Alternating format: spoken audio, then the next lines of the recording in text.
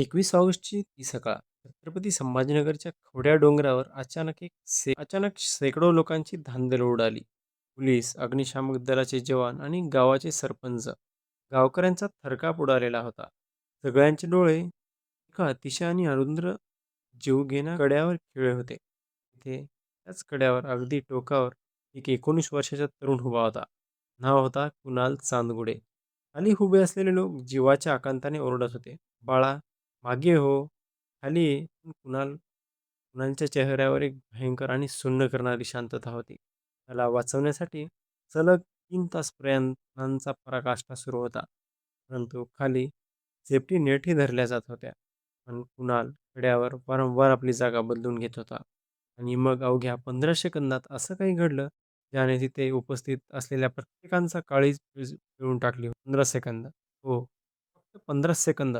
एक धावलेला हात आणि मुलाचा निसटलेला बेल्ट आणि दरीत कोसळणारा पहिला देह. त्यापाठोपाठ लगेच त्याला वाचवण्यासाठी खाली जाणारा दुसरा देह आणि लगेच अवघ्या 2च सेकंदानंतर डोंगरावर बसलेला एका आईची भयानक आक्रोशासह मारलेली ती शेवटची उडी. एका क्षणात एक कुटुंबाचं तिघांचं छिन्नविच्छिन्न झालेले मृतदेह खाली दगडावर पसरले होते. प्रश्न हा आहे की 19 वर्षाचा तरुण अचानक डोंगरावर जाऊन एक टोकाचा निर्णय का घेतला? का तिथे उभारला होता?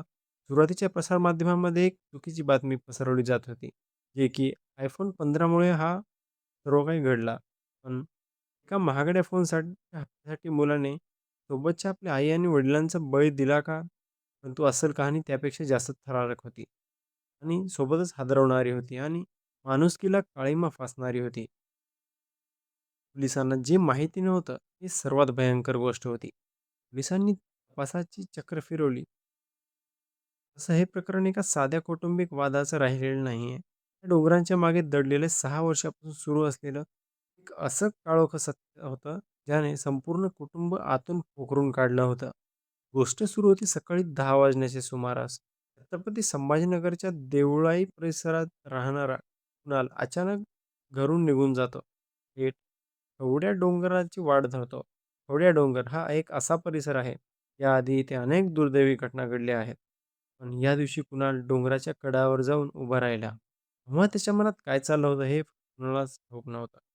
कुणाल डोंगरावर उभा राहून आपल्या घरच्यांना फोनवर सांगतो, "मी स्वतःला संपवायला चाललोय."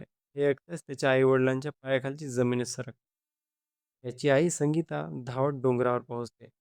इसगावचे माजी सरपंच संजय जाधव आणि गावातील नागरिकही तिथे धावत येतात.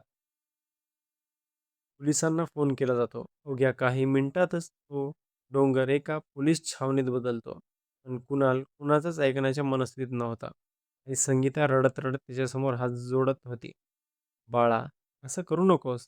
खाली ये. तुझं काय ऐकायचं आहे ते सांग. मी सर्व ऐकतो." गावकऱ्यांसह काही जण ओरडत होते. "कुणाल, तुझ्याकडे सर्व आहे. तुझ्या हातात फोन आहे, चांगलं घर आहे, शिकलेला आहेस. आणि तुझ्या आईसाठी तर जग." पण कुणालने खाली वाकून गुडघ्यात हात घातले आणि एक तुटलेल्या आवाजात म्हणाला, "आता काहीच सोल्युशन राहिलेलं नाहीये. माझ्या लाईफचं एकच सोल्युशन आहे."